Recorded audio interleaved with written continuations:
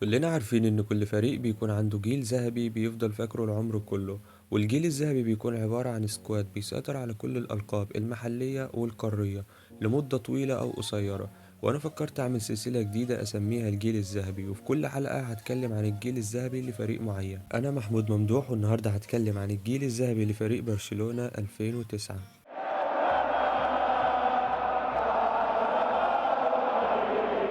مشجعين برشلونة فاكرين إن الفريق مر بأزمة صعبة في بداية الألفية الجديدة، من رحيل نجوم زي لويس فيجو ورونالدو الظاهرة لمشاكل إدارية، لكن يحصل طفرة كبيرة في مستوى النادي بعد ضم نجوم كبار على رأسهم الساحر البرازيلي رونالدينهو ونجوم تانيين زي إيتو وديكو. وده اللي ساهم في انتعاش النادي فنيا بنسبة كبيرة، وأدى إلى تتويج النادي الكتالوني بدوري الأبطال عام 2006 على حساب الأرسنال اللي كان وقتها كبير من كبار أوروبا. كان قبلها ب3 سنين تقريبا حاصل على الدوري الذهبي في إنجاز تاريخي ما تكررش لحد الآن.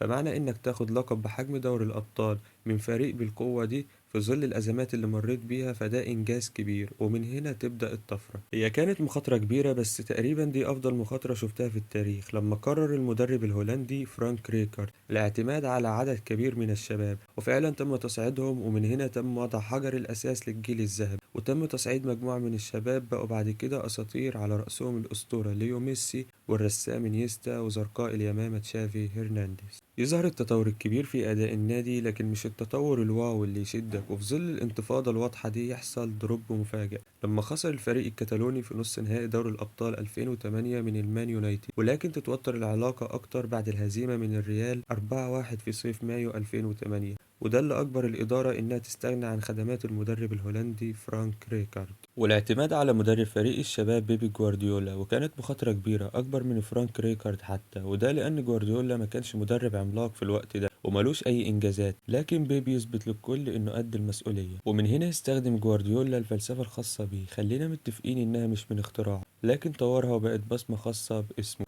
وهي تكتيك التيكي تاكا اللي تم استخدامها برضه في التسعينات وأسسها الأسطورة الهولندية يوهاني كرويف، وهو يعتبر الأب الروحي لجوارديولا. ولكن جوارديولا زي ما بيقولوا يحط التاتش بتاعه ده زائد تكتيك كمان، وهو المهاجم الوهمي اللي هتكلم عنه في حلقة منفصلة لو حابين. خلينا متفقين ان جوارديولا ما غيرش في الطريقة المعتادة اللي كان معتمد عليها ريكارد اللي كانت 4-3-3، ولكن غير في الواجبات في أرضية الملعب، فبقت طريقة شبه 4-1-4-1. فيبقى بوسكيتس مدافع وحيد في نص الملعب، وقدامه تشافي ونيستا وهنري وميسي، وقدام خالص كان إيتو لوحده.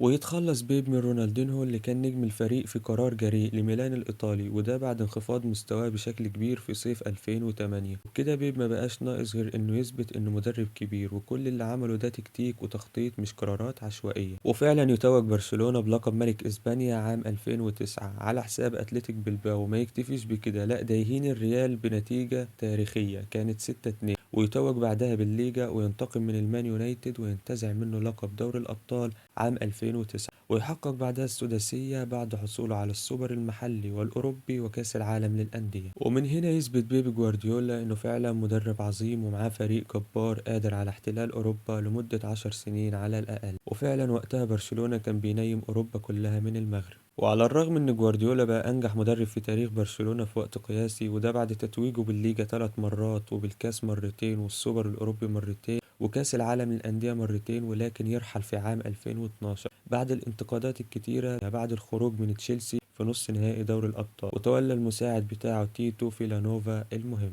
ومن هنا تنتهي الفترة الذهبية الأولى للفريق الكتالوني. لو حابين أكمل في جزء تاني عن الفترة الذهبية التانية قولولي في الكومنتات، وما تنساش اللايك والاشتراك والشير لو ليك صاحب كتالوني مهتم بالحلقة. كان معكم محمود ممدوح، وفي أمان الله.